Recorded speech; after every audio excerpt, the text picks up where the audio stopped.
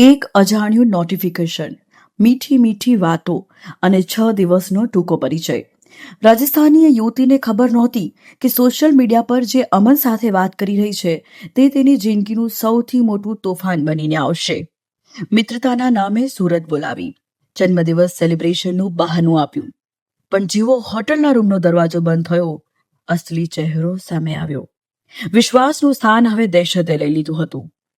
નશાકારક injection, બેભાન અવસ્થા અને સતત 20 દિવસ સુધી આચરવામાં આવેલું નરગાકાર જેવું કૃત્ય.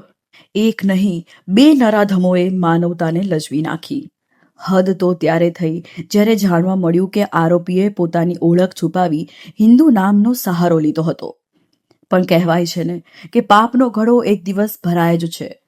સુરત પોલીસની સિંઘમ જેવી કાર્યવાહી અને બંને નરાધમો આજે જેલના સળિયા પાછળ છે. અમન અને મોહમ્મદ તોહિદુલ અસલી મનસુબા હવે પોલીસના સકંજામાં છે.